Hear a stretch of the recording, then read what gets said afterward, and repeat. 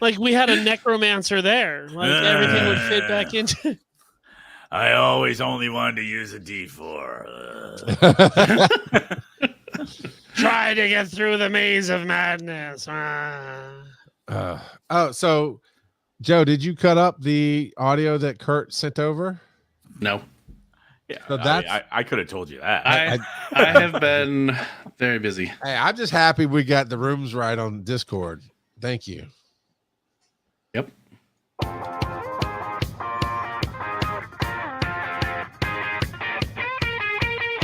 Get ready Shut to up, laugh Mike. out loud with Wise and Nerdy, the show hosted by two hilarious dads who bring their unique blend of wit, wisdom, and nerdiness to the airwaves. From sharing hilarious anecdotes about their own experiences to giving advice on navigating the ups and downs of life, these two dads have got you covered.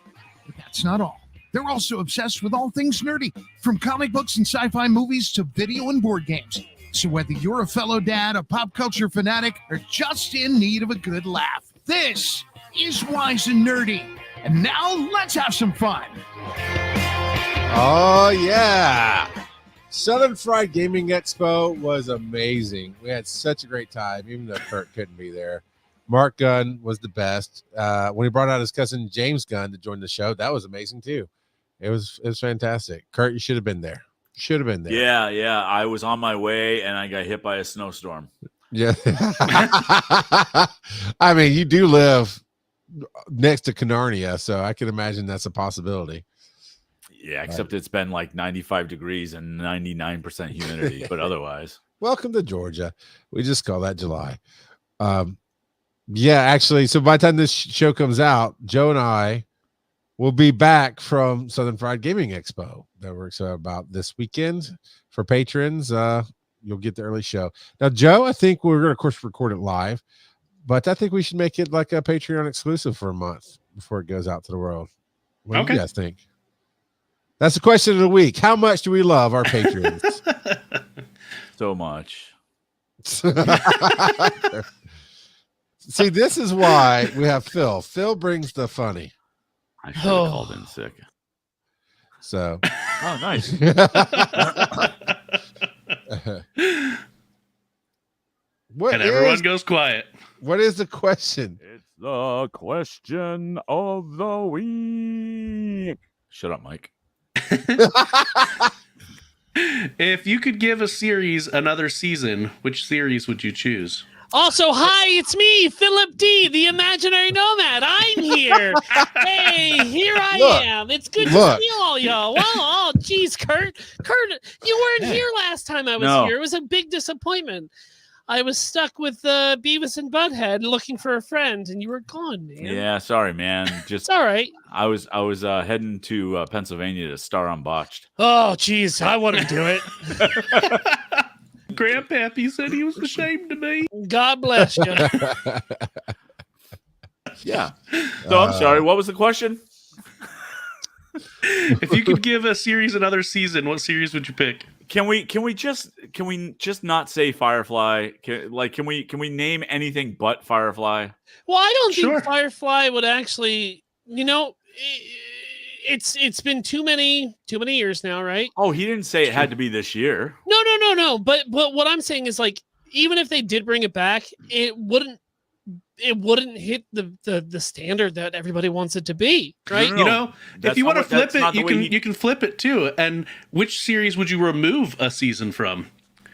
Because there are definitely some series that have gone on for a bit too long. I like that question. Can we say Firefly? Because then we never knew what we'd miss.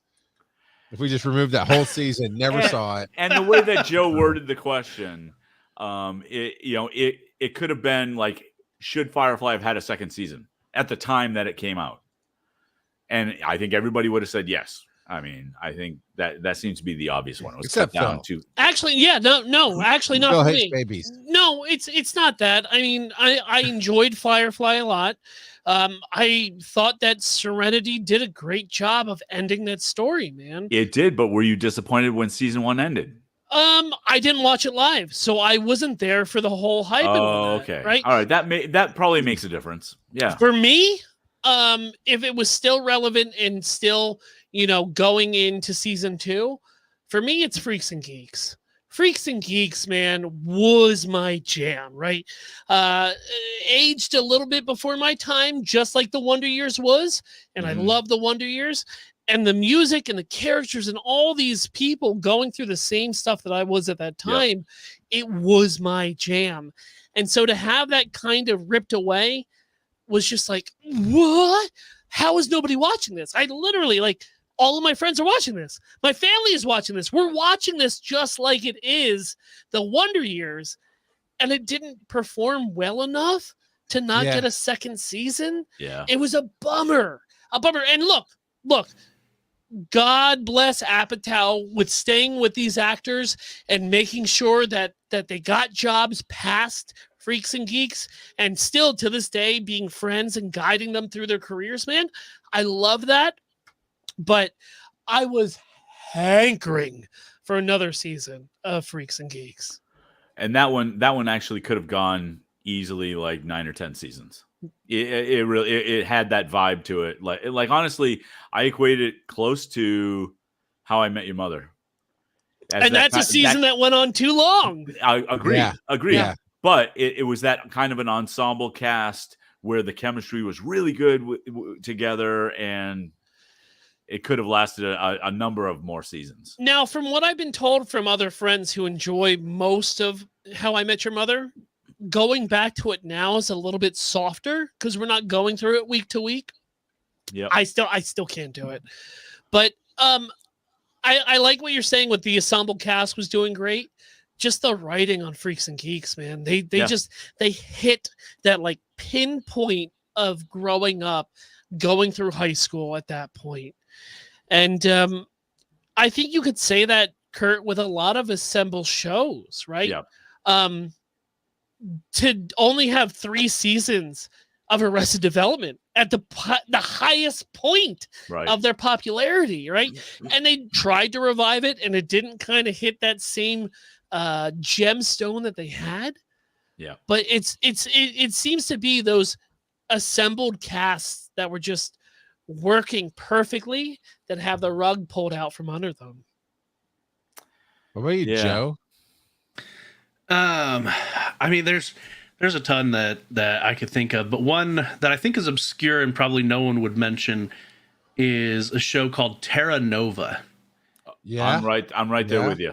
Do you guys remember Terra Nova? Yes. Okay. Yeah. So it got 1 season back in 2011, and it was a show where the Earth was basically on the brink of dying, and they sent back in time, right? A colony back in time. Yeah.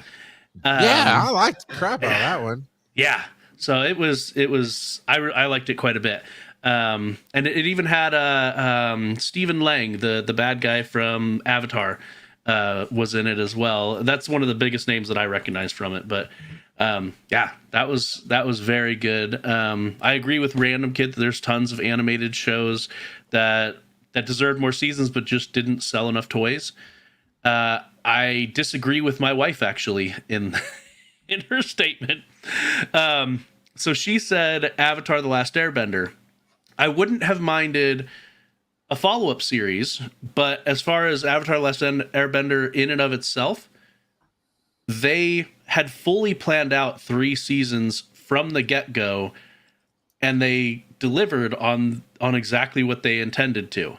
And so stretching it out just because it's popular is not necessarily a good idea, in my opinion.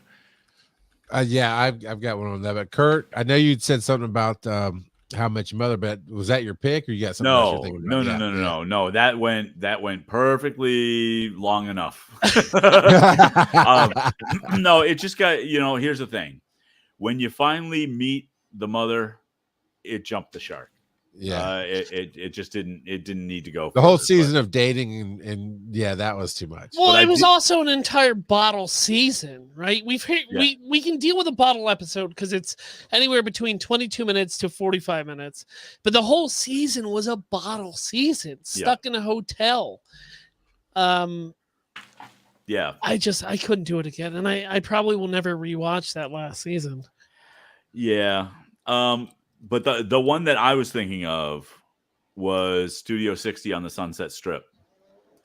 I watched some of that, but I don't remember much. It was one season, and it was in black and white. It wasn't in black and white. They still didn't. But it was Aaron Sorkin's kind of take on Saturday Night Live, really. But from like the more serious West Wing sensibility.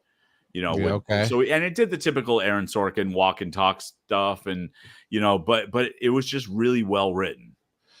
And so you said Aaron Sorkin, of course, it's well written. But hold on, when you say it's like an SNL style show, Kurt, are you talking? I've never seen it. Yeah, I'm not familiar with it. So is it like a short skit comedy hour? So no. What so what I mean by that is it was a behind the scenes like production of. It's kind of like 30 Rock, yeah, except more serious. Okay. And so it really was based on behind the scenes at a weekly TV show.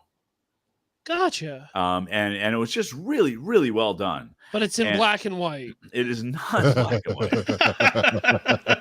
And if we're going black and white, it came out just before Code Adam 12 or Gidget. Take your pick. But love Aaron Sorkin. Aaron Sorkin is the best Gidget. You'll never change my mind. But I loved Newsroom. That one should have been. I thought that was 3 seasons, though. It was 3 seasons. Well, hold on. You should have gone 4. But that's the one with and forgive me. I'm gonna Bridges. I'm gonna say something. I've never watched. I don't think I've ever watched a Sorkin produced and written show. I think you would like it. I've never seen West Wing. I've never seen any of those. Newsroom, is that the one with Phil Hartman on it? No. That's News Radio. That's News Radio. Yeah. Okay. Yeah. Thank you. You might remember Newsroom. The opening speech from it went viral before viral really was a big thing on the internet, and it's how America's not the greatest. Yeah, but it's Bridges, which it's not Jeff Bridges. It's Randy Bridges. Randy, no. Dumb and Dumber. Covered Bridges. Jeffrey. Daniel Bridges. Jeffrey Bridges. Jeff Daniels.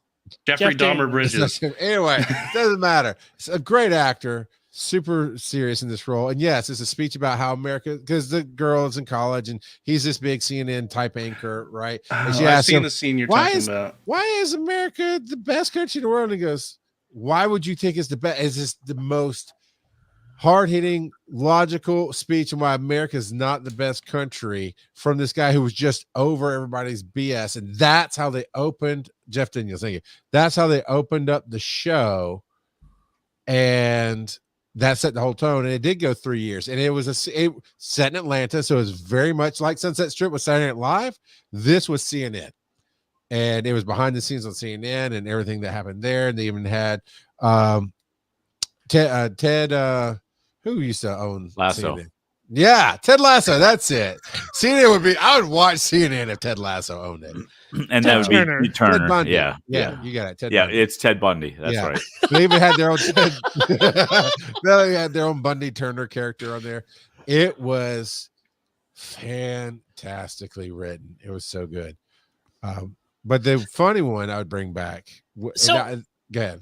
Well, here's my quick question, because like each episode or each show that we've all talked about right now, we're praising the writing, right? Each episode or each show that we've talked about, like we've all mentioned how great the writing is. Why are these shows not resonating with the viewership?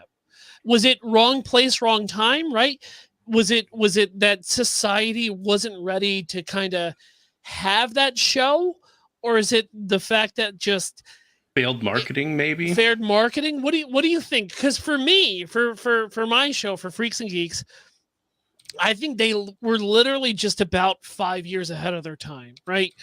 It was before DVDs and all that kind of came into play, and the children that it was made for didn't really appreciate it until it was already on DVD. Right. And I still I'm still watching Freaks and Geeks now because that's kind of my comfort show. So for each one of you, why do you believe that your show only had the limited run that it did and wasn't continued past that? I know with Studio 60, part of the problem was it was back when they did the weird hiatus thing. And so it went on hiatus for almost a month. And then they kept changing, or they kept airing it intermittently. So it didn't have a solid schedule. And so they were relying on DVRs and things like that when they weren't nearly as prevalent, really. It was weird. It was just a bad placement and bad timing. Bad timing, like bad scheduling. Timing. Like, I honestly think if it premiered now, then it might catch because of the way that we consume TV now. It's very different than it used to be. 100%. And you look at these shows that are airing now, especially in the drama side of things, like behind the scenes. Look at The Bear, dude. Like The Bear. Oh my God. So good. Watching, like, I sat down this week with my mother and watched the first 3 episodes of The Bear. And bless my mother, she's never worked in a commercial kitchen, but I have. So, like, I have that point of view. And she's like, it really wasn't that stressful. Was it on the line? And I was like, Mom, this is a complete snapshot of what I had to go through. So, like, it can't be that the writing is too highbrow, because we have this really behind the scenes, intense, getting anxiety in over 24 minutes. Now, the 3 episodes that you watched, were they this season or the first season? First season. I wouldn't do my mom dirty like that. I got to build everything up and have her understand where Carm's coming from and all that. So you're caught up. You're just introducing your mom to it. I have not started season 3 yet. I watched the first 2 episodes of season 3 and I had to stop because my anxiety level was so high that I'm going, I can't right now. Like, but it's also great because, like, that gives it's a very it's a complex writing style because you want people to view and watch your medium, but you also don't want the meaning to be lost through binging, right? Because binging stuff, you can kind of lose a lot of the subtext and a lot of the personal dramas that are going in. And I don't know how they're doing this, but they're writing it perfectly, where The Bear can bring you up to that breaking point without pushing you over, which, like you're saying, Kurt, allows you to pace yourself, even though it's completely out at this point. How did we get to The Bear when we were asking why our shows? Well, because we're talking about The Bear. That's a current airing show. Well, no. But the writing and the behind the scenes of, like, what it takes to be in a kitchen goes to be what it's like to run an office space or a Parks and Recs behind the scene, right? Because the front of the house and the back of the house are two different monsters. That's right? Fair. And so, like, if you have a show about the front of the house, you're going to see everybody calm and collective and very customer forward. And talking about Kurt's show is how it's behind the scenes of running an actual program and how crazy intense it is back there is how I got to The Bear. Yeah. Stream of consciousness, Charles. Come on. my guess for Newsroom is they were hard hitting. They were trying to be like media, representing all that stuff. They were dealing with stuff in the Middle East, all their storylines. I looked it up to be sure, but I thought I'd read something at the time. Newsroom ended in 2014. The rise of Black Lives Matter and the issues that were going on in the country came up in late 2013. So there were some allegories to it was just too much drama, like real life, that it was too close. It got too real. Topic. Yeah. And they just didn't want to go into it. I mean, there's all kind of other guesses on that, but honestly, Sorkin he's a specific crowd. And that reminds me about that point in The Bear. On season 2. And then I Googled why Terra Nova got canceled because I hadn't really ever heard why. And apparently their budget was just ridiculous. And so it was unsustainable. Yeah. So But it wouldn't be unsustainable today if it was done on Netflix or somewhere, because that was back when it's Nielsen ratings and you had to sell advertising, and you're talking about $4 million an episode on that. They would put that on Apple TV now. Well, that is a show that could get rebooted, pretty easily. If Aaron Sorkin wrote it, yeah, there we go. Yeah. And when Charles, when you say the writing got too real, or Joe, I think said that actually, the writing got too real, that's just code for they're afraid. Yeah, oh yeah, no, 100%. Yeah, it's HBO. They had to. It's not afraid. The audience doesn't care.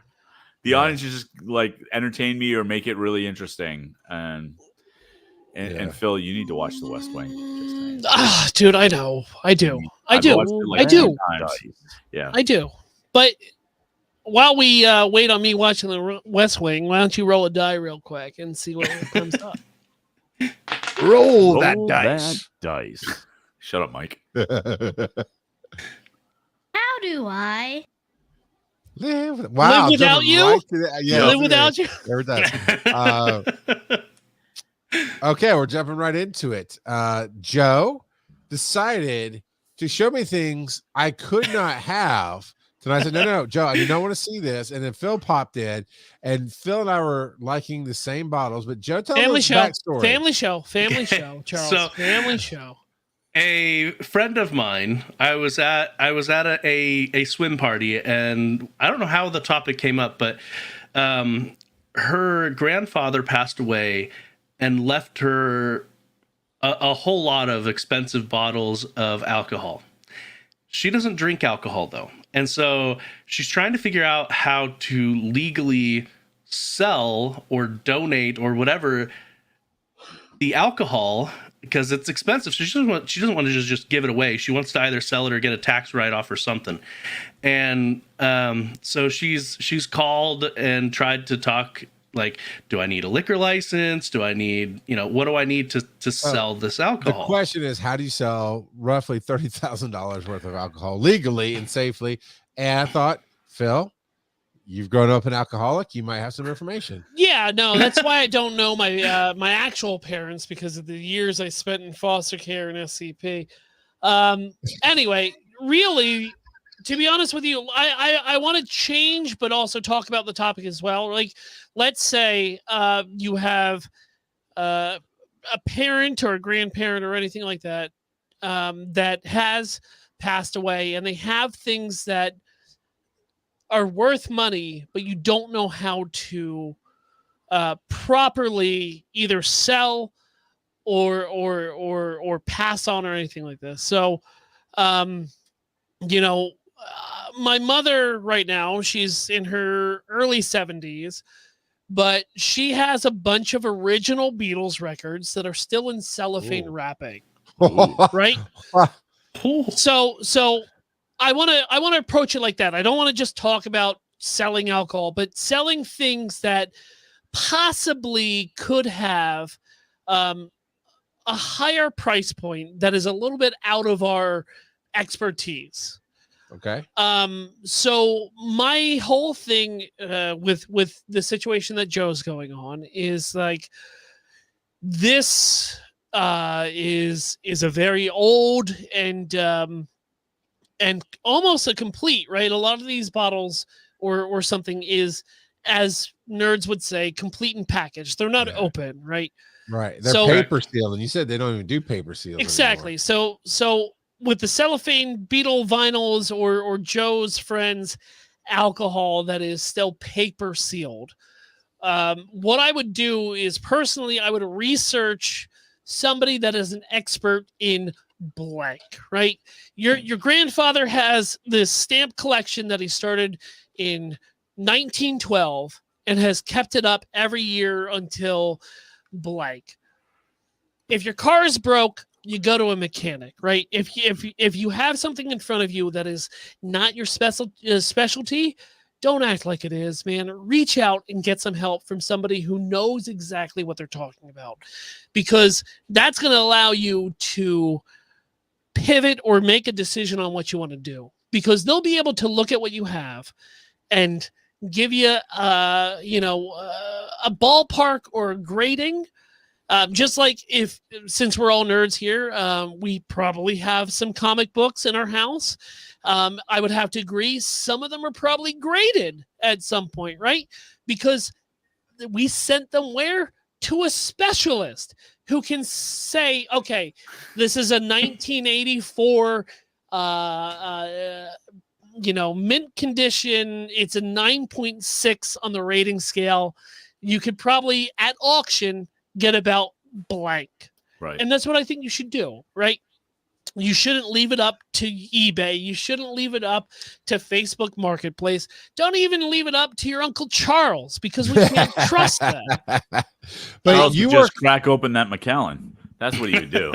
So in my you have to. I agree with you. But as somebody who really like, I was in awe, to be honest with you, Joe. Not because like I consume a lot of alcohol, which I do, but like you don't see paper seals anymore, right? And so like me, as somebody who does consume alcohol, knows that like, okay, it had to be bought in the 60s or 70s around about. It's out of my expertise, but I would expect it would go to blank. But like we have an endless vast of people that have knowledge that we don't. Would you work at a winery? Would somebody in your area in this situation be able to call and work with you guys, or at least where do they start besides just going to the local liquor store? Well, which is no. I'm being honest with you. I mean, I'm sure if I was to Google right now, antique liquors or antique alcohol, there would probably be somebody popping up on my Google search, or at least a Reddit subreddit that would allow me to understand and get me into touch with the right people, right?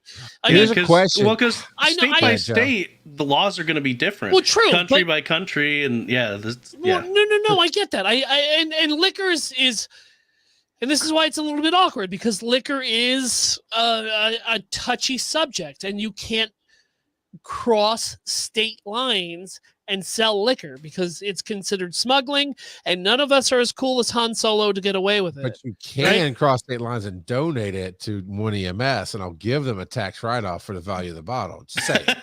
Say it. But let's say, okay, right now I live in Pennsylvania. There is somebody at the PA liquor board that I could contact and say, hey, look, I was donated. I was gifted this from my grandfather who passed away. I feel like these are old and antique. I'm trying to find a good way to have them go to auction, and I don't know where to start, right? That's Pennsylvania. Pennsylvania has the worst liquor laws in the entire U.S. They are worse than Utah. But there is a specialist out there for everything. And it's up to you. It's just up to you to go out there and find them. Go ahead, Charles. On that note, this applies to the Beatles records as well. On that note, what are some things to look for in a specialist that says, oh, I can trust them, and not just, I'd be with like a Beatles album, I would be very doubtful of anybody thinking they're going to try to rip me off. So what are some signs? Kurt, you might know. Yeah, it's certifications, man. Yeah, there is that. Kurt, go, please. Yeah, there is that. But also, honestly, I could be wrong, but that Macallan bottle said 1973. Yeah, it was cast in 1973, bottled in 1991. But bottled in 1991. Okay, all right, because the 1973 was the first release. But that was an 18-year, and yeah, but even so, that first release goes for like $8,000. So what I'm saying is, do a little bit of research, even if you don't know what the hell you're talking about. Sorry about that, Joe. And do a little bit of research, so when you do find an expert, you're not operating from total ignorance. Correct. And also, just to go back to Joe's point of view, with like, liquor doesn't age like wine, right? Wine will age throughout the years. liquor is aged before it's put into the bottle, right? So it's not going to get deeper and richer. So if you have an 18-year aged single malt, it's going in there as the best it's going to be. And it's only going to scale down once it's opened. But like with wine, you can have it sit for 20, 25 years, and it will only raise the amount and raise the flavor profile and get over all the greenness, and the tannins will drop out and it will become smoother. Liquor won't, because it's just the way that it's produced and made. So I hear. See, I didn't even know that. Kurt, I hear absolutely from the professional drinker. We need to crack that 73 open. Oh, I'm right there with you. I would do it in a heartbeat. Yeah. Only because I didn't pay for it. Yeah. I mean, I'd want 2 bottles. I want 1 bottle to drink, 1 bottle to stick on the shelf, and then my grandkids can be like, "Yeah, no, this is a really old bottle of scotch." But Kurt's got a perfect point. It's like, don't get screwed over. Do your own research. Find what average bottles go for, and then find somebody to actually analyze it and then give you a price. And for your friend Joe, like, it could just be having like an auction. Taking it to auction because they can legally sell it, whereas you might not be able to. Get the permits, they'll do all that. I mean, I have antique shops here that have monthly auctions, right? And they will go through lots and auction off items. Let the auctioneers do all the heavy lifting of getting permits. And yeah, you're going to take a little bit of a percentage cut, but you're also not sitting on stock of something you can't really or want to use. Yeah. I don't know how much they were joking, but my friend did say that if I figured out a way that they could sell them, that they would give me like 10% of the proceeds. I mean, just one bottle would be fine, exactly. Joe. One bottle would be fine. But, hey, Joe. You know how to become the most popular person at Dragon Con? Have alcohol? Yeah, well, just one. We're just saying one. Just one bottle. Like you bring that Macallan, we'll be hanging around with you all week. Yeah. Front row seats at Bosch. Front row. Roll that dice. You want to sell out Wise and Nerdy, Joe? Yeah. Personal story time. Wow, we're just hitting on all my stuff tonight. Yep. What, Kurt? What? Shut up, Mike. So I just labeled this people in trash. I didn't know how to set it up right, but I'm irritated with the world, and specifically TikTok Shop got me on this one. Now I understand. I'm a Temu, whatever. I like Temu, but I get what I'm getting into. But TikTok kept coming around. Here's what got me. Here's what pisses me off. I got one of those little circular Gobi smart projectors, and it was on sale for $60 and $7.90. So I understand I'm throwing away money to play with a toy. And what pisses me off is so many people pushing this thing, set up what looks like real stuff. Oh, look, my lights are on. It's doing this, it's doing this, it's doing this, it's doing this. And I'm like, for $60, I'll get it off my mind and I'll buy it. And I'll try it, expecting really not much out of it. For a flip side story, before I get deep into that, I actually bought for $10 a double lavalier set that has a C adapter that plugs right into your phone, wireless loss, for $10.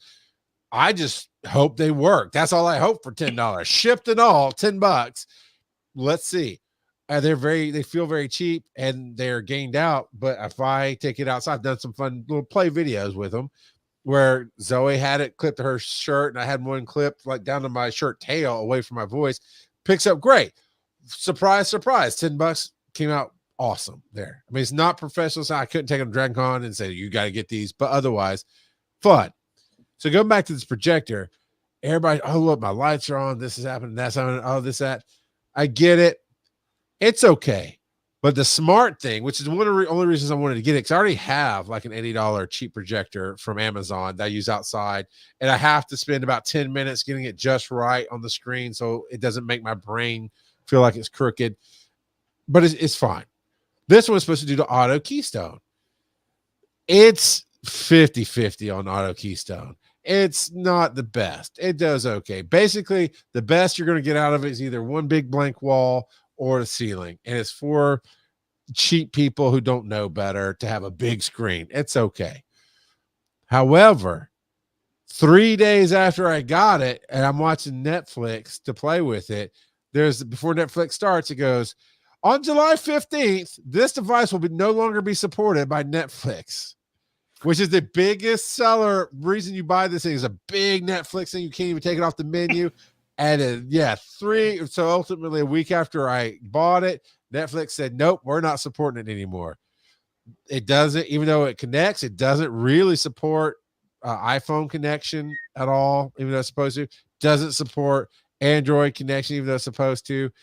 It does okay on Bluetooth to put out the speakers and whatnot, but it is just trash. That's a great paperweight you got there. How much was that brick? How much? $60. $60 a brick. Okay. Yeah. Now I can still log into my Apple and see what that does. My Apple TV, I can still log into a few apps. You can't get every app. Like Peacock is not supported on this device. And it doesn't have just a generic input that you could use? It does, but that's not the point of it. Yeah, it does. So my kids are going to play with it. I've already said, hey, we're going to keep it here in the hallway. We all take it in your room, put it on your ceiling, play with it, but put it back so everybody else can have it, play with it. But I was just, even to the point the other night, I was like, hey, because it'll sit on the bed just fine, hit the ceiling, which is the only blank space I have to watch a screen like that is the ceiling. So like, okay, cool, we can watch something, play with it, just whatever, instead of having a TV in our bedroom. Nope, spent 20 minutes trying to get it to do things. It just wouldn't do anything. Don't, Phil. Don't. What?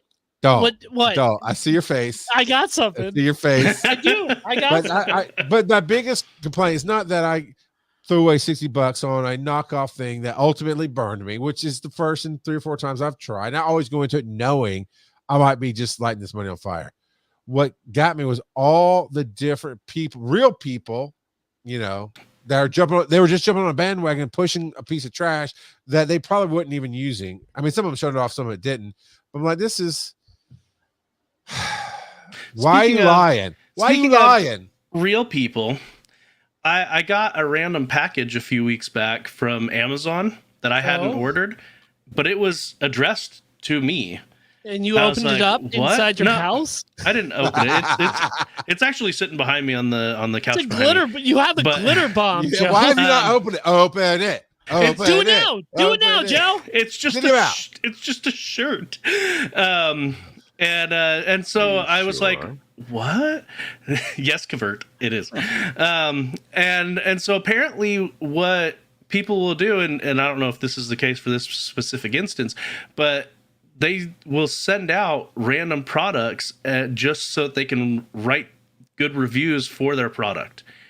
And so they will just send random stuff to people, and oftentimes it's not even like they claim that they're sending out like X whatever, but it's something completely different, just so they can be a customer that actually purchased this review on Amazon or wherever.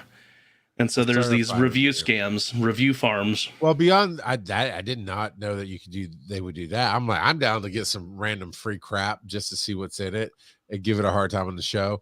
But they'll also on Amazon put up a product, real people buy it, give real reviews, and if they're positive, I don't know if Amazon saw this, but they could go and switch the product. So you'll actually read reviews like this 30-inch TV was fantastic. And like, I'm looking at a juicer. Why is this rating on a TV review? Yep. Why? So you're becoming more and more Steven Adams. Put your glasses back on. Jeez, I'm so excited for the people that send you phishing emails, both of you. Like the penetration rate on both of you sounds so insane. The thing is, Charles, I've also been there on TikTok, and I've been like, oh, that's really cool. I really want that. I really want that. And then I did some research. I spent 10 minutes Googling, right? And here's the thing, Charles. No, I'm not going to bust your buns too much on this because I think it was last year. I've been trying to get Danny to go to sleep without his lights on, right? Cut down a little bit of power, get him accustomed to sleeping in the dark. And so I saw on TikTok. It's a spaceman statue, right? Uh-huh. And his head is a projector. Oh yeah, and it shows galaxies right up on the ceiling. It's a simple color changing projector. It looks so cool. And so like I had that point of view where it's just like, oh, this is cool. I've never bought off TikTok. I really don't want to get burned. So what I did was I took the product name of what they were selling on TikTok and I brought it right into Amazon, right? Okay. And a list of about 35 things showed up. Same product, but no difference, right? They all use that stock photo of what I put in. And so what I did was I sorted through, bring 4 stars to 5 stars to the top, right? And so I'll bring all the ones up there. And I went through one by one, right? To look at how many reviews are actually on this, how many comments are actually on this, how many actual feasible feedback am I reading to make my decision.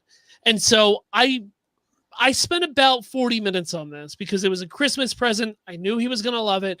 I knew that it would be used properly. So I wanted to spend your $60 because that's what it cost properly. And so that's what I've been doing. When I see something on TikTok that is like, okay, I don't trust TikTok enough to actually give me honest reviews, just like you and Joe were saying. Yeah. But me putting in the due diligence to actually throw it into Amazon, read the reviews, see what everyone's pros and cons are, kind of saved my butt a little bit because we did end up getting that for him for Christmas, and it's wonderful. Works like a charm, right? I can be when Danny's not here, eat a portobello, sit downstairs with some ambient music on, and just have that up on the ceiling. I'm great, right? So it's getting multiple uses throughout the house, but I feel like if I just bought that off of TikTok, I wouldn't have gotten the quality, or I couldn't confirm the quality that we have.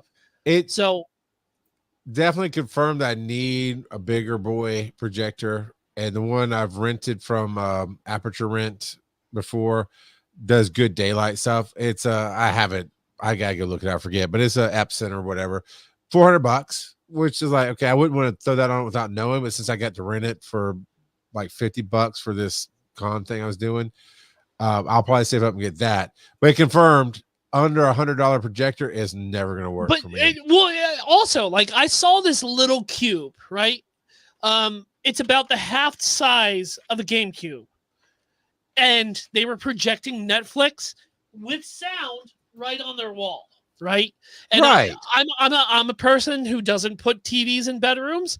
I don't believe in it, but to lay down and maybe watch a King of the Hill or watch something right before we go to bed would be fine. And so like I was like, this would work out great. This would work out great.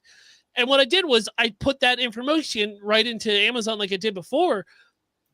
Every review on it was just like disappointing, junk, waste of money, So it's had both effects of like saving me from spending the $100 on that little projector, but then also bringing in this wonderful night light that's worked perfectly for us. Roll that dice. So Kurt, while he's rolling the dice, have you ended up with any kind of crap from anywhere? Have you been kind of sure. Like the years ago, I bought a that shirt's amazing, man. That I bought a 3D printer kit where you had to put it together, and never quite worked the right way. Yeah. It's Phil, except that's no different from this is a podcast, Phil. Mouthing the words while I'm doing the narration. Some guy once bought me a hurdy-gurdy that I had to put together by myself. Still haven't finished it. He, I guess he saw it on TikTok and thought that would be a good problem for his friend to solve. Joe, what did we roll? Council of Dads. Finally, they get it right. All right, who brought this Council of Dads? All right. Should you let your kids win at competitive activities such as sports or video games? This is you playing against them, not should you let them beat other kids. So there's a 30-second TikTok that sums up me and Phil. It's like, Dad, I'm gonna beat you at Mario Kart. He goes, sure, kid, I'll take it easy. And the kid looks over and he's got the full racer helmet on and everything. Yeah, no, you never let your kid win. Okay. About 2 years ago, while I was still living in a different house with roommates, we had a giant 36-inch tube television. That you got off TikTok Marketplace. Yes, it was exactly as advertised and was about 400 pounds more than I thought it was going to be. And so, like me, we, yeah. And just like Charles, we plugged our GameCube right into its back panels. And it was very funny because I'm a retro gamer. I try to bring the kid up on retro gaming as well. And he's like, Daddy, I want to play Smash Brothers. And I was like, yeah, bud, we got that right upstairs. I brought it down. And he throws me the controller. And he's like, why don't you get some practice time in real quick before Now, which Smash Brothers is this? Before I beat your butt at this, Daddy. Oh. How old is he at the time? He would have been 6. Okay. And this is Melee. I have more time in Melee than I have anything else, right? And I was like, as wise and nerdy as I can, I said, okay, hold on to your butt, buddy. And so I got in my allotted practice time from my child, and I proceeded to swipe his face across the floor to the point where after 2 matches, he's like, I don't want to play this anymore. I was like, no. All you got to do is practice. All you got to do, bud, put your time in. Get your practice in. Huh? I'm just taking your advice, bud. Just put your time in. Yep. Practice. That's the clip, by the way. It's okay, son. You can have some practice rounds. Yeah. Yeah. Practice makes perfect, bud. You lean in the world of lawn darts. How did you play with your kids? Yeah, bocce ball, Kurt. How'd it go? Yeah. Stick can. Shuffleboard. So I actually hoop. Taste of rock. So a couple of things with the games thing. Jax? My kids, like the early games that you get kids when they first can kind of conceive the board game thing, are things like Candyland, which are all luck based, right? There's no strategy or anything like that. And so those games I used in an effort to teach the kids how to win and lose gracefully. There was never a let them win thing ever. And Kurt, I agree with that, man. I really do. I'm joking around with Smash Brothers, but we're not looking for handouts. Well, so I'll give you an example, right? So when my son started getting into collectible card games, he started with Pokemon, learned that, and he knew that I played Magic and wanted to know how to play Magic. And I kind of taught him the basics, but you guys know Magic is weird, right? It's way more complicated. But back in the day, you could get a Magic starter set, which came with a CD that had a tutorial game that you put on your computer. Okay. And so, and I knew about the tutorial, and I said, here's the thing, take this disc, go play the tutorial. If you can beat the tutorial 2 or 3 times in a row, then we'll play. And once he did that, he came back. He said, "Yeah, I've got it now." I said, "Okay, we're just going to play. We're just going to play. I'm not going to tell you what you did wrong or anything like that. We're just going to play." And he did, and we got to that point where he won something. I won more because I knew how to play more. But like it was a little bit of back and forth. You just got to make them not feel like crap when they lose. What? No, that's part of the game. Get in your face. You suck. No, it sucks. You suck. No, there's a time for that. There is absolutely a time for that, but not in the formative years. I'm going to disagree. I like to take a word off of like the movie Grandma's Boy, where it's like high score. What's that mean? Did I break it? Oh, how? Oh, what's that mean?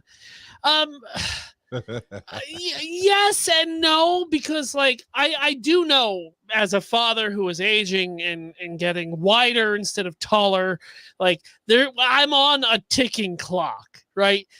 I can still outmaneuver my child on the ice. That's not going to be. We are literally watching the pieces of sand go through the neck of the time dial. Yep. But like you're saying, losing graciously and being a sportsman about losing is something that I really like to resonate through my own kid, because you gotta learn it pretty young, because it's gonna happen a lot through your life, right? Otherwise, you'll be that guy. But what I'm saying is This guy. like, because you could take that, you could take like losing at a tournament for hockey and have it also reflect losing a job opportunity to somebody else, right? Yeah. And the way that you respond on the ice about losing a tournament, I hope will resonate when he gets older and be like, you know what? I wasn't the best candidate. I'm still going to write them a thank you email for the opportunity and not burn those bridges, but just be gracious in losing. Yeah. And so I like to bust my kids' stones about, losing in hockey and in video games. But I mean, to be honest with you, he's beaten me before in Smash Brothers, and he runs around this house. He'll pick up my telephone and he'll call Morgan and be like, Morgan, right? Well, and great. I just want to comment on what you said about, sending that thank you email and everything afterwards, even if you don't get the position. The job that I had as of last year, that I had for 11 years, I wasn't the first pick for that. They picked someone else who didn't show up the first day, and they immediately called and said, you want the job? You want to start, next week? And I was like, yes, please. And so, just because it didn't work out at the beginning doesn't mean you don't keep trying. And I had kept applying to a lot of other places. I had a bunch of other interviews set up, but that one ended up working out because I didn't burn that bridge. Yeah. And way to play games with kids there, Joe. Cool. Well, no. I'm going to agree, because like I have a very honest relationship with my kid. He's not 10 yet, right? And like, I'm a little bit more honest than a parent should be. If he asks me a question that could be a dicey answer for me, I'm going to give him the truthful answer on it, because I want to build that rapport that like, I've been through the muck, but it doesn't mean you got to stay in the muck. So he knows that I've been looking for a new job and not getting a new job. And I've been looking for this new job for about 2 years now, right? And so, to be honest with him, to see his father trying and still not getting it, I'm hope that it will install a tenacity of like, hey, you know what? Sometimes you run into a brick wall, and at some point that brick wall will crumble, but you just don't know when. So you just got to keep trying. And it's kind of, I hope it's installing a don't be scared of failure, because you're gonna fail a lot in this world, and the only person that's gonna keep you from pushing forward and keep going after it is yourself. So like I said, man, I'm very honest with the kid. He knows, like, he's like, hey, what about that one? It's like, no, you know what, bud? It didn't work out, but it's not going to stop me from trying to keep breaking through that brick wall. To that point, have any of you cheated to stay ahead of your kids? Like there's like I try to keep them hungry. I let them, if they honestly win, I let them win a little bit. But there's definitely times where I'll either cheat to end the game faster because I'm just over it, or they start getting a little mouthy because they won something, and I'll start, if I realize I'm not going to beat them, I'm going to cheat them, and I do that. And if and nobody's ever caught me yet, but if they catch me, it's like, yeah, don't tell the others, because it's also a life lesson on when you think you're playing by the rules, you're not always playing by somebody else's rules. And you always have to pay attention to what's going on. Joe, yeah, we play Uno. We play Uno in this house, right? If you're not paying attention to Uno, I'm putting a 7 down on your 1, and we're just gonna keep it rolling through, dude.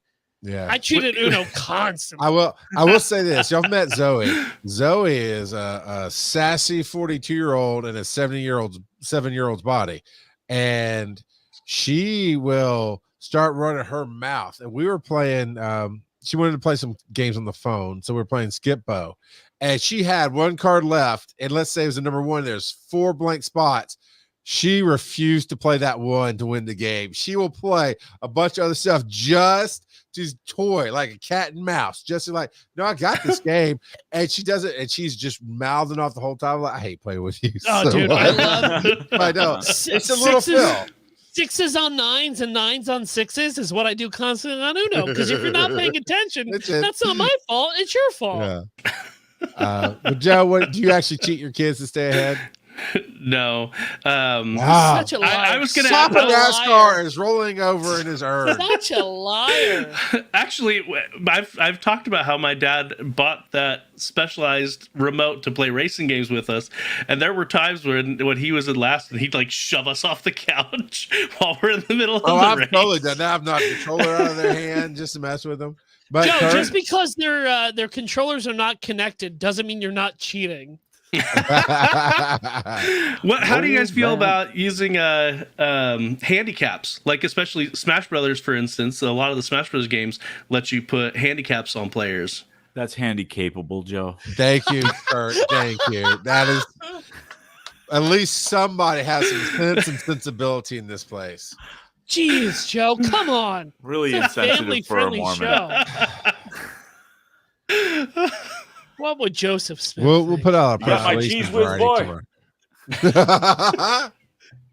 Roll that dice. Stay tuned for this commercial break. I hope you guys keep it together. Can you keep it together? We're going to do no. All right. No, that's not what we want. That's not the right attitude for tonight. Joe, why'd you send that over? Don't do that. My bad. Are you going to play yakety sax? Once there was a lad, his name was Joe. He had a podcast show about a game that all would play. That game was Pokemon Go. Hey, if you want Pokemon Go to come back, go pledge your allegiance to Wise and Nerdy on patreon.com/Wise and Nerdy. If we raise $1 million by the end of this year, we'll bring Pokemon Go podcast back. Open nor none for thee. The rock god of podcast is he, to host as well as yell.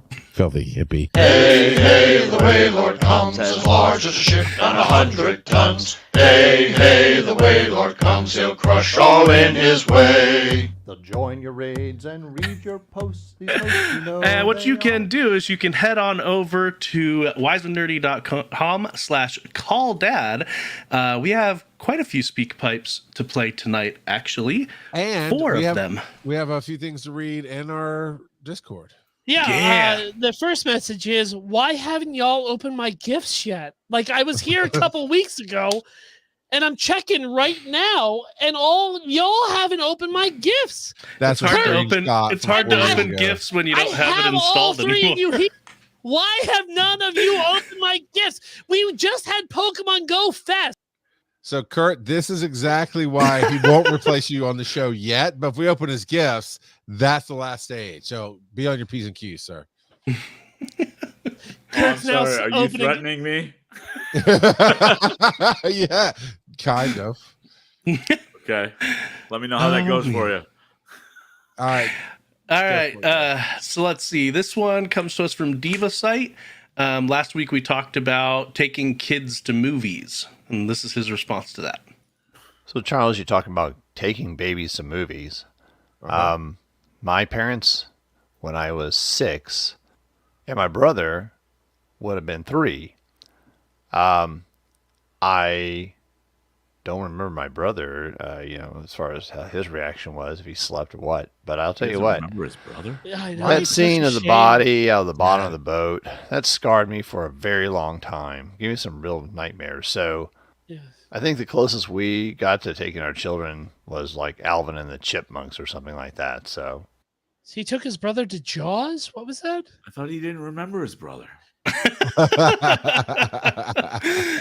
I'm very confused. Charles said he would take babies to movies, the movie theater, and I told him he's a sinner, but that's okay. So, here's a one from our Discord. You gotta include everybody, Joe. Stop rushing through this, all right? Civilian cousin Mike says, "I wish I could use NerdWallet." We talked about NerdWallet a couple weeks ago, but waiving rights to a class action is not good. And he posted the screenshots there of you have to check a checkbox. You waive your right to a class action lawsuit. I'm not sure how I feel about that, but I can understand why somebody. A lot of waivers like that don't hold up in court anyway. Yeah. So they put it in there more as a scare tactic than something that's actually enforceable. Well, it definitely scared cousin Mike. Yeah. But speaking of cousin Mike, he called in this past week. Great. Hey guys, cousin Mike calling in. Listening to an episode of the podcast. Joe's having a little trouble with his conversion software and stuff, and I just wanted to kind of pipe in. Hear people use all these random different softwares for doing things when you already have, and this is probably if you're slightly techy, you already have this tool that can do tons of conversions already installed on your computer. It's a little Texas known function Instrument of the world-renowned traffic coned themed program VLC can convert audio files and video files from one format to another. So if you have VLC, you already have a audio and video conversion tool. It's pretty basic. So if you're doing anything crazy, you don't use this. But you don't need to go and download this random program or anything. Like, unless you know what you're doing and you have specific requirements, VLC should fit most people's use cases of just simple audio shifting. Anyways, hope you guys are having a good one. Take care. Okay, I don't know this man, but he leaves voice messages like my mother. All I took was, it's pretty basic, and Uncle Joey or whatever your name was, that voicemail was pretty basic. Joey? Cousin Mike. Yeah, that. Never heard of him. Well, and actually, to talk about VLC a little bit, he's right, but the problem is the user interface is not that friendly to people who don't know what the heck they're doing. No, it isn't. But also, we live in a digital age, and you can YouTube how to use VLC pretty easily. Yeah, no question. I use it all the time. And I know you're the conversions. Yeah, you're the one who turned me on to VLC to use conversions. Uncle Kurt, and you got that through without spending 3 minutes on a voicemail. Oh man. Do we have some more from Discord, Charles? What the hell smells like toast? I'm looking through the Casey J gave us a great council of dads that we'll use as a actual council of dads. It's going to be a deep topic. So go on to the next voicemail. I'll see if we got something that works. We got 2 more from DevoSite. Oh boy. This last weekend, I began working on building my Ryzen 9 computer. Pretty sweet. M2 RAID. Just amazing new video card. I was so excited. I kind of built it out of box out of my office. And so when I got done, I picked it up and I started carrying it downstairs, and my lab came running and hit my leg. And when I did that, I lost my balance and it dropped and it just tumbled. I mean, it was just heart-wrenching. no. To the bottom of the stairs, just smashed it. And I got down there. My dog's just sitting there staring at me, wagging his tail. He has no idea what's happened. And I pick it up.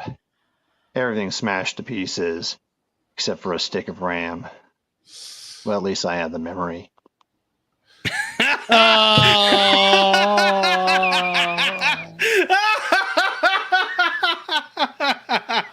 I would like to personally thank him for that message. Too hard Hey, for that crap. I was about to roast Bucket Day. Yep. That paid off. It paid off. Done. It paid off.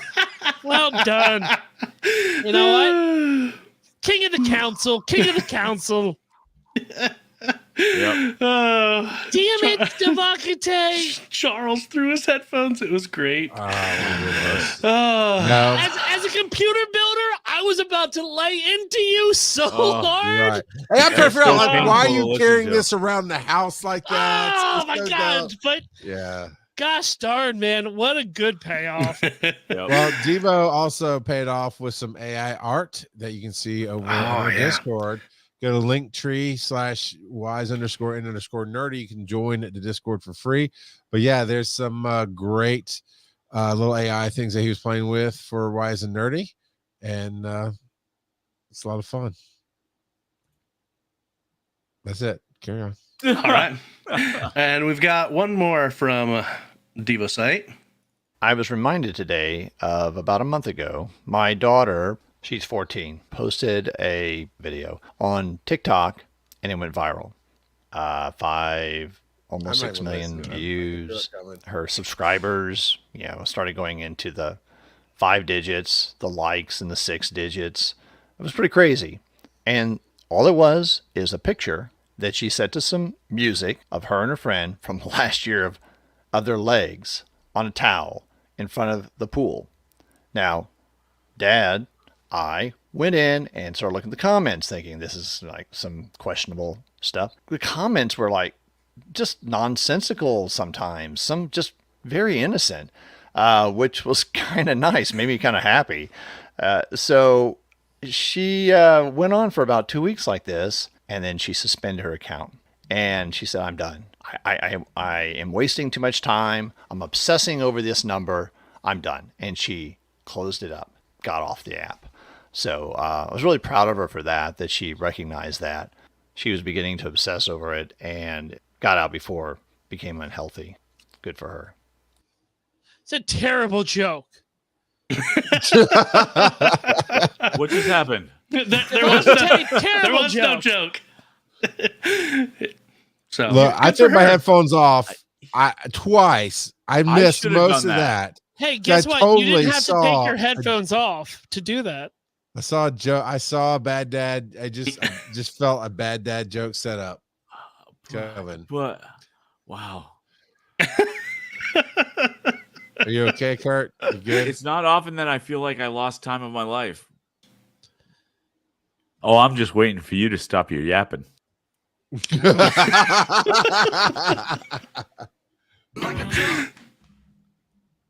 Roll that dice. dice.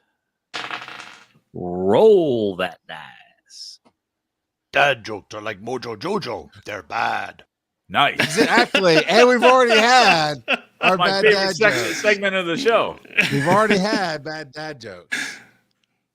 So? Not so. Phil, I let you on tonight. You've got to get my back on this. I have one, but I should probably go last because it's not family. There's no turns. We're not doing one per Kurt, attendee. what do you got? What do you got, Kurt? Yeah, Joe usually has one set up, but I mean, if you've got one, go for it. I don't have one. I don't have one. All right. All right. So a guy is at the hospital talking to a nurse. She says, "I'm sorry, sir. Your dad was pronounced dead." He turns to her. I know. Can't believe I've been pronouncing it wrong all this time. No. Joe. Oh, Joe, that was pretty bad.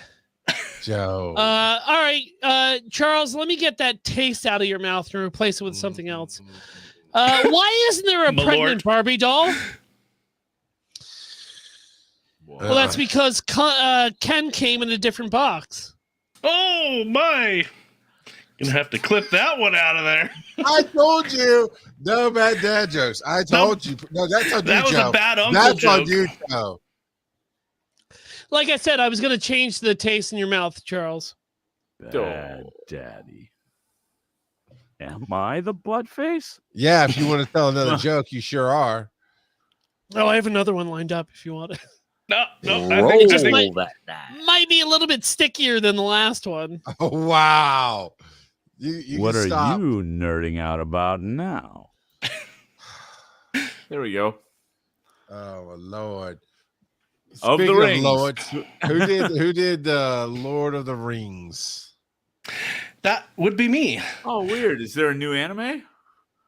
Not yet, but I watched it with my kids for their first viewing of it this past week and a half ish. You know, watching tidbits here and there where we have the time because we're watching the extended versions as well. So you know, a lot of time in that. The 5-year-old could care less. He didn't watch it up until the very end, basically.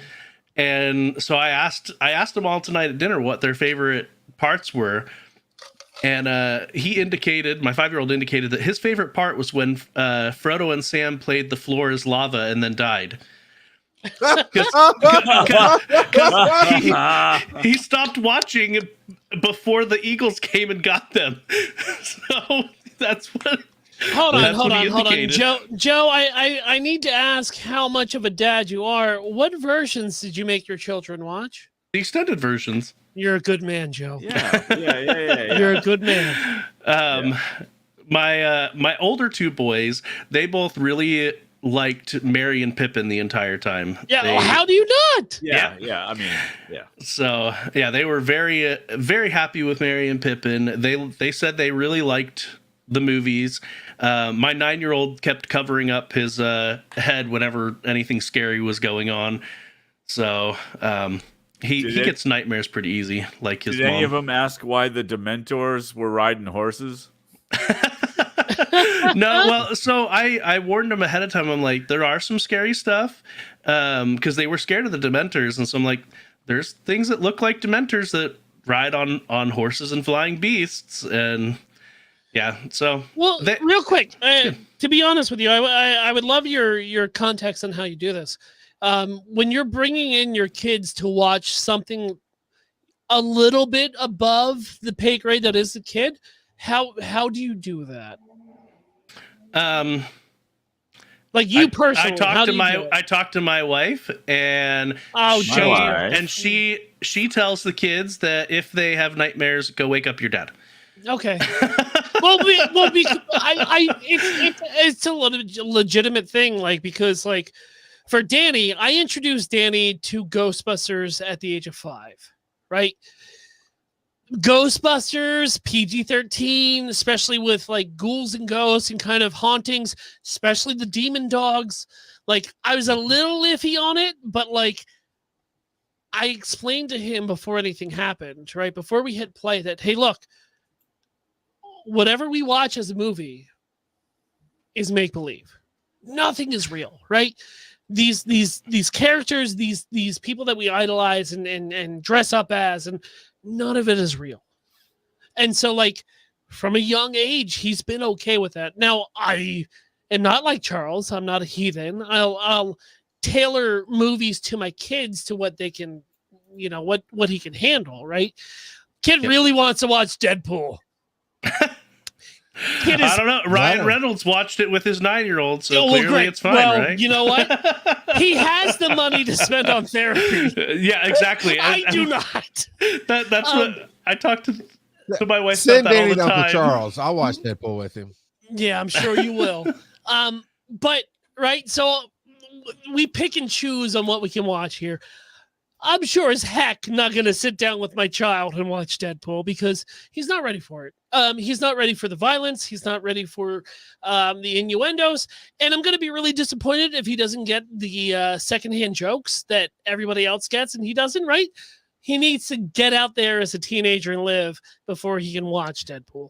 But things like Ghostbusters, things like Temple of Doom, things like The Goonies that I grew up with, he now has a basic understanding and won't wake up in the middle of the night asking why there's a dog snarling at him in the glass window, asking for the gatekeeper. So I always what paralysis demon is. But no. I always like to ask other fathers or other parents, like, how did you have that conversation with your kids before you brought them into the next level of viewing? I think knowing your kids is a big part of it, and knowing what they're ready for. Yeah. Our 11-year-old, I knew would be perfectly fine with Lord of the Rings. The 9-year-old, I knew there would be parts where he would get scared, and so what we would tell him leading up to it was like, you might want to cover your face. It's about to get a little scary. There's going to be a giant spider on the screen here in a moment. You know, we wouldn't actually tell him that, but like leading up to that spot. And so we. And then the 5-year-old, we knew that he would basically ignore it, and we stuck a switch in his hand, and he was playing Doom Eternal while you guys were watching Kubo and the two strings. Well, and a lot of times you can broach those heavier stuff, heavier in a little bit with animated stuff. So like showing them stuff that has scarier themes in animated, I think they're able to differentiate between this is real and this isn't real if it's animated versus live action. And so in a way, you can, if you're worried about it, you could desensitize them a little bit with animated stuff, that it's easier to recognize this is not real, versus live action stuff where that's real people on the screen, and sometimes that can be harder for a kid. I love that, Joe. I love that point of view. Where it's just like, if you're trying to make the jump to Ghostbusters, let's watch Coraline and see how Coraline goes, and we go from there. I love that point of view, man. Or the Ghostbusters animated series. Well, yeah, but I mean, he loves that, right? He loves the original 80s, 90s TMNT and the real Ghostbusters. But I love that point of view where it's like, hey, let's have stepping stools when it comes to viewing different programs. It's genius. My hardship is sexual content, right? Because my kids grew up basically watching ridiculousness, so violence to them is just make believe in any particular movie.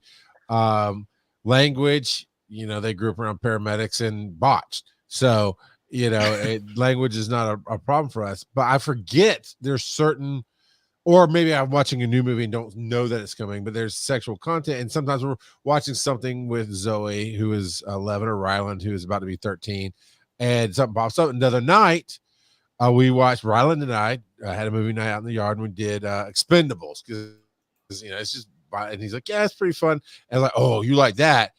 I went in and we watched Boondock Saints, one of my all-time favorite movies. It's about violence that's in morals, and it's great. And I forget about the scene with the strippers where they go to kill the guy, and it doesn't bother me. It's like, oh yeah, that's just a quick blip. But as we're watching, I go, this kid's about to be 13. I wonder how much it's messing with him right now, sitting next to his dad watching this half-naked woman on the screen. And so I didn't say anything about it. I just acted like nothing happened, and then that's the blip. But how do you guys, like Kurt, how did you deal watching mature stuff like that with how'd you do with Showgirls and your 10-year-old boy? Hey, that is pivotal for every 5-year-old. Yeah, it was really the Showgirls and Burlesque double feature that we did.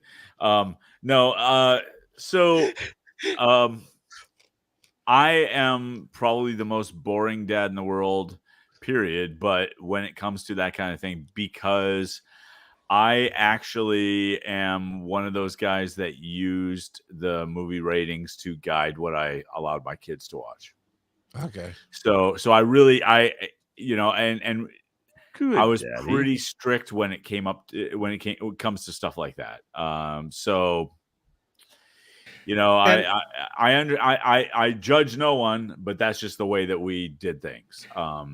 So, and we've mentioned this on the podcast before, but type in whatever show you're doing and write IMDb Parents Guide, and I mean, it's going to give you spoilers, so you know that's there if you don't want to preview it ahead of your kids. But it will tell you people go in there and break down. It says this curse word this many times. And it has these scenes of graphicness, and it's glorious because for Thanksgiving,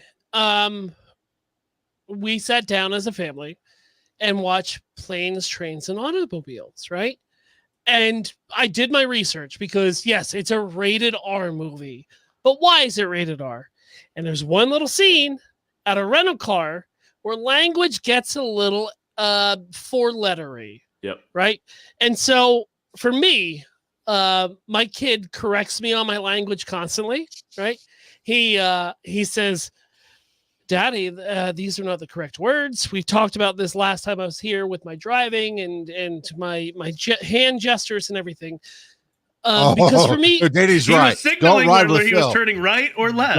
Don't ride with Charles, Phil. Phil is a driving demon. Oh, I'm very angry constantly. But Charles, where we differ, right?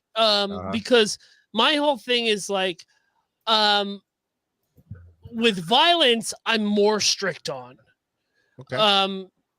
Once we get there, because we're not there yet, but like with any kind of nudity or sexuality on that, I'm not going to have a problem with it because I want it to be more of like a talkable moment, right? I don't want to stigmatize either or nudity or lovemaking scenes or anything like that because it is part of being a human, right? Being violent's not part of a human. It's a reaction that we have when we're too angry. But like I've been raised and talked about like the demonization of something only perpetuates that behavior. Oh yeah. So the more that I can like educate my own kid is where kind of the road I'm going to lay, right?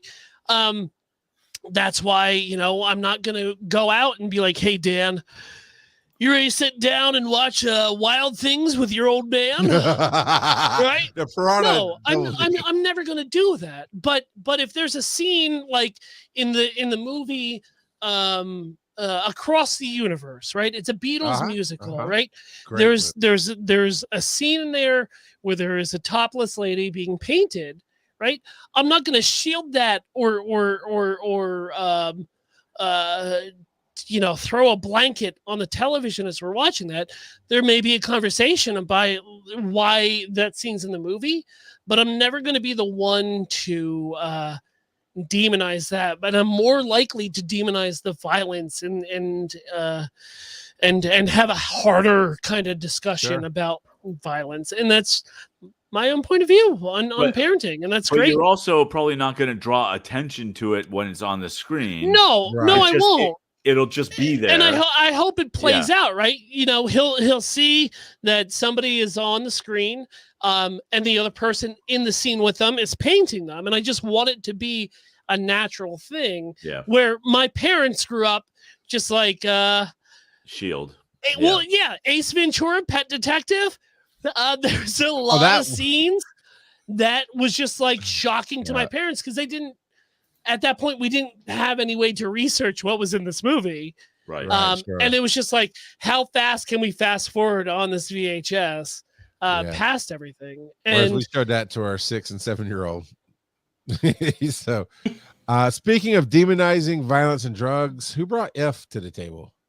That's me. I brought that to the table as well. So many things. So this past week, Walmart Plus had a 50% off deal, so we upped it again, like I had talked about months ago, and it came with Paramount Plus. And so we were looking at Paramount Plus, and If was available to watch.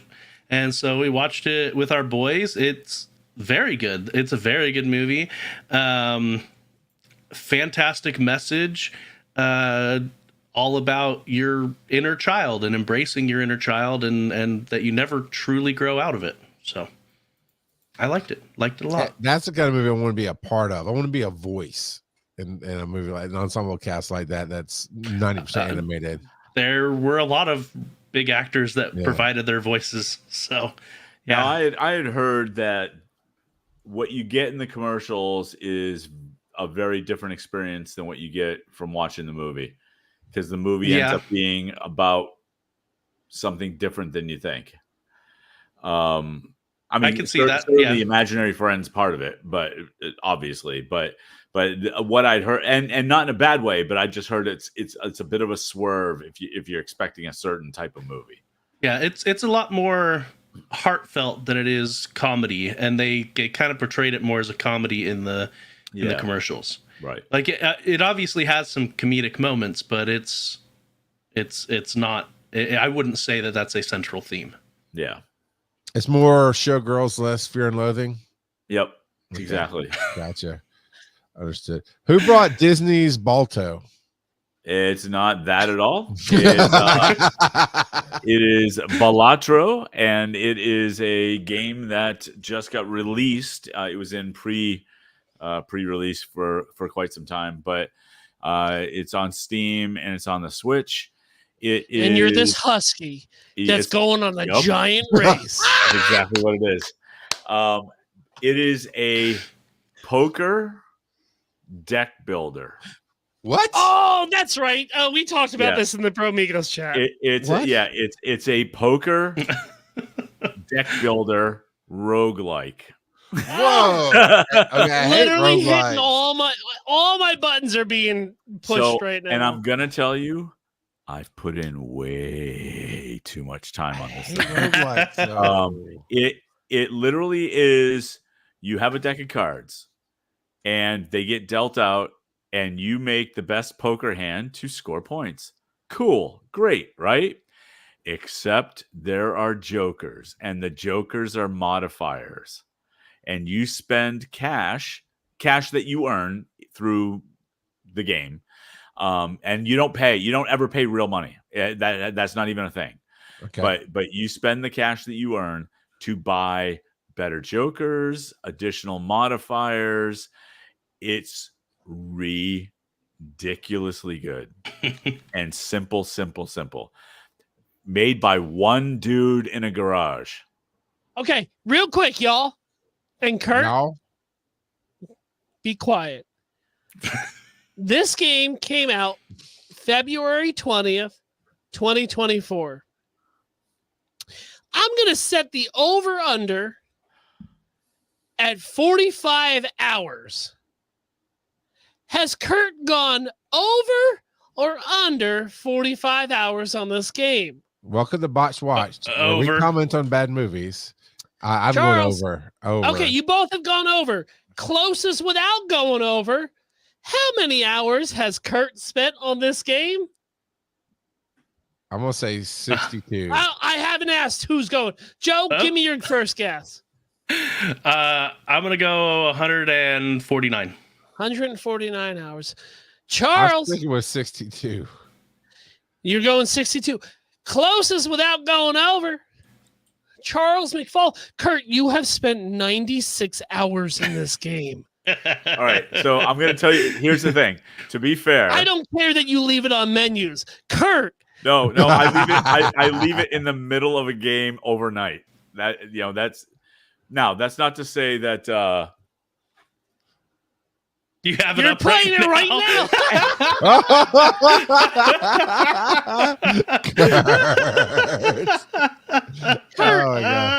Kurt, I have played Fallout 4 since the day it came out, and I am only 108 hours into that game. Now I'm wondering which of my Steam games I've got the most time on. Jeez Louise, Curdy. Well, but here's the thing. There are 3 rounds. Kurt, you don't have to sell me more. I am already I am as they would say in your game, I guess. I am all in. Yeah, so so each round is like 5 minutes or less. So it's one of those things where you can just leave it, and then when you have a couple of minutes, you go in, you play a little bit, and let it go. Question: Steam only, or is it also on cell phones? It's on the Switch and Steam. Yes. I could play it out in bathroom time. Yeah, you could. Yeah, you could. Wait, hold on. Do you have them on both? No, not yet, but I'm probably going to end up buying it. And it's $15. Yeah. Which, unfortunately, we just missed the Steam summer sale, but I'm sure it will drop down once that fall sale comes into play around September, October-ish. It's on Xbox as well, it looks like. Game Pass or just regular? Oh, it's like just regular. I was going to say, if it's Game Pass, just get it. Oh, yeah. I mean, that would be a no-brainer.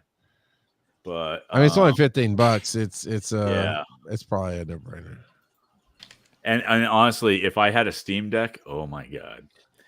Oh, dude, I know. We talked about this offline. Yeah, we did. Yeah. Oh yeah, and actually, it is still it's $15. That's the regular price. Yeah. And it looks like there might be a DLC. I think it's soundtrack is the DLC for it. Oh no, you know what it is? No, they're bundling it with another game called Wild Frost. So I don't care.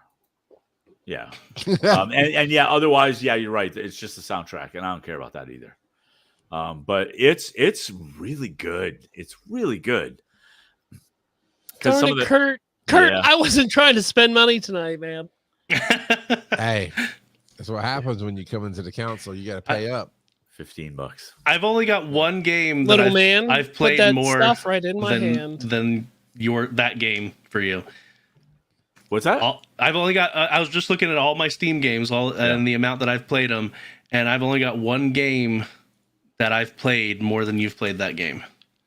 Can we all guess? Yeah. Mine's Bible Warrior. I was gonna say Bible Adventures on the Yeah, okay, yeah. I was going with the mid-90s battle game. Yeah. Kurt, what's your guess? Oh, Minecraft. That's not on Steam, or at least I don't have it through Steam. Yes, of course it's on Steam. It's on everything. It's literally on my refrigerator if I want to log in. What game does Joe have? 400. His kids have to have some of that time. No, this is all my time. My kids have this game, but they have their own time on it. They don't play it on my Steam. Fork Knife. Nope. I doubt you guys are gonna get it. You want me to just say it? No, yeah. I would like to. It's Doki yes, Doki Panic. We have been doing this an hour and a half. Oh, DDLC! It's Doki Doki Literature Club. That's what it is. It's Bloons TD6. Okay, Bloons, dude. That's fair. That's cool. That's fair. Yeah. Fair enough. I put way too much time on Bloons. Like 462 hours, though. That's a lot of toilet time, my friend. Oh, poor Kelsey. This I play on the computer, not on the toilet. Kelsey's the one that got it for him. Probably. I think I bought it one time when it was on sale for like $1 or something. Well, if you have Netflix, you can get it for free on your phone. That's true. I don't know how. Actually, that doesn't include the time that I've played the phone version. He has it. No, I totally get it. He has it up while he works. Yeah. That is accurate. I do. So there is a lot of time where it just sits there and does nothing, kind of like Kurt. I just had a friend in chat text me that they have 795 hours in Dead by Daylight. Oh my god! Woo! How do you find your most hours in a game? I don't know. I just clicked on each one and looked. Yeah. I would have to guess mine is Borderlands 2. I mean, that's the game I've played through Steam like nobody's business, really. Yeah, I've got a few games where I've got the 50 hour mark. Yeah, I got 160 hours in Borderlands 2. So, Charles, what are you nerding out about? I am nerding out about not playing so many games on Steam, apparently. But a friend of mine at Christmas sent me a huge box of these 5-ounce vials of scotch from their collection. And I thought I'd open up one tonight, and it is the Elijah Craig 94B, which is a small batch signature bourbon made by Elijah Craig, a single barrel. It is really good, and you guys should be here to share it. Is it a single malt? And how many years is on that? It's 8 to 12 is what they've said. Basically, it's called a 94 because it's 94 proof. I'm just looking at their site here. Because I also have been drinking a nice bourbon scotch here. Party pouch. This is the Twisted Tea Rocket Pop. That's not a scotch. Aged in a fine plastic. Aged for 30 minutes. That's like wine in a box. Oh no, it's much worse, sir. This is what my mom drinks when she comes over, but she couldn't finish it and she didn't want to take it home with her. So I mean, it's kind of like the same thing of a 12-year-old scotch. Because you have to be 12 to buy this. It's about as good as the jailhouse punch. It tastes just like a rocket. Does it actually taste like a bomb pop? Dude, it's pretty good. Okay. I'm not gonna lie. That's the thing my wife and I steal from our childhood. If it's a bomb pop flavor of anything, we'll try it. So like when we went to Biloxi, she got the bomb pop yard with all the tequila in it. So I buy it for her every time she comes over, and like she normally takes it home with her, because I don't normally drink this, and she's like, "Yeah, I have the one from last time," and I was like, "Oh no, oh no, what are we gonna?" Oh gosh, I guess I can find space in the fridge for this. Gee willikers. Okay, anyway, I'll see you later, Mom. I hate how tasty it is. Like, as somebody who enjoys like a rich, deep, smoky scotch, or somebody who enjoys like drinking mezcal straight and having the different notes of pepper and smoke come in. Oh, gosh darn it. This drink that my mom adores is pretty gosh darn awesome. Drink responsibly. So who brought up... That's me. So real quick, I just wanted to nerd it out on Tony Hawk Pro Skater. It's been great, right? So like I grew up on the Tony Hawk games, playing it on PlayStation 1 and then following the series to a point, but they came out with a remaster last year. And so I picked it up on the PlayStation 4. And it's kind of been like that experience in middle school or in high school where it's an arcade skater, right? You know, you only get 3 minutes on the clock to do whatever you want. Me and the child have been doing that together. Nice. So it's like he'll take first run and they have a set list of goals of what you have to do. And like he'll be like, all right, Daddy, I'm going to go after these goals. You go after these goals. And so like we'll throw the controller back and forth between the two of us. And it's been a lot of fun.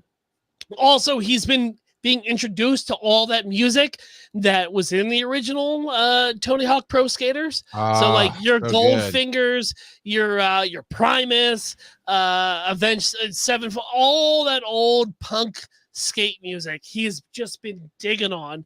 So instead of listening to Late Starters or Wise and Nerdy as we go to school every morning, we've been listening to the Tony Hawk Pro Skater soundtrack as we go out. So it's been a lot of fun. It's been really nostalgic for me to go back to a game I used to play as a kid to then play it with my kid. It's just been a heck of a lot of fun. And I look forward to it, man. I look forward to him getting old enough and being able to take him to a skate park so that I break a hip or what other old people do when they try to regain their youth at a local skate park. So that's going to be fun to watch. We need video of that, Phil. Of him breaking a hip? Yeah. Yeah. Yeah. Oh, yeah. Okay. You have a different definition of fun than I do. We established how much I laugh at violence. And, that's true. That's true. Yeah. It's keep forgetting about the psychosis. Yeah, just a little bit. Real quick before we get out of here, August 7th, come watch the live stream on twitch.tv/DC Digital Media. It's a show we do every Wednesday night called Be Awesome Together. And that particular episode will be a very, very special after school special of Finding the Stories. It's the origins. What? Can I tease it? Okay, all right, you do that. So we have this gentleman. His name is Charles McFall, and we all make fun of him because he's the self-appointed rock god of podcasting. Apparently not. Apparently he's not the one who came up with that name. Apparently the first podcast he ever went on gave him that deityship. And they will be joining us August 7th to look back on 20 years of digital creating and podcasting at the DC Digital Media Track Twitch page. As I will step in and ask some questions on why you have no idea the butterfly effect of what you have done. The unnecessary righteousness that these gentlemen have. I will get down and gritty. I will ask the questions that need to be asked. If you come out to the DC Digital Media Track Twitch on that night and you ask a controversial question, I will ask it. You want the actual answers, even if they are not PG for the digital track, I will get those answers for you. I don't know why these gentlemen have propelled this buffoon, this shaved Bigfoot. This is a very long disgruntled chimpanzee to believe that he had the confidence to do this for 20 years. You know what? We all got questions. I'm going to be answering them for you. So come check us out August 7th, DC Digital Media, to see where this buffoon got the confidence to say, I could do this for 20 years, and some idiots will support me. So it should be a fun time.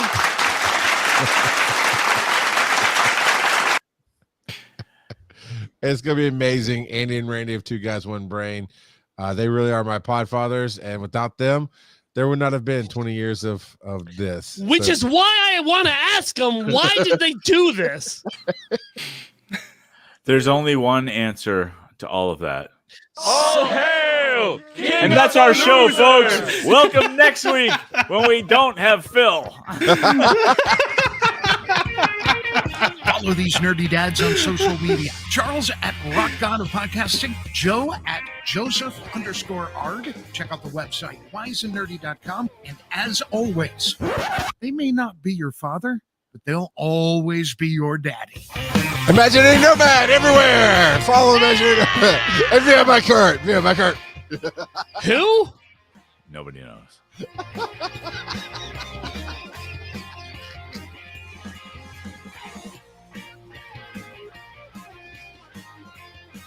Oh, Kurt, that was a good last show for you, man. You finished out strong.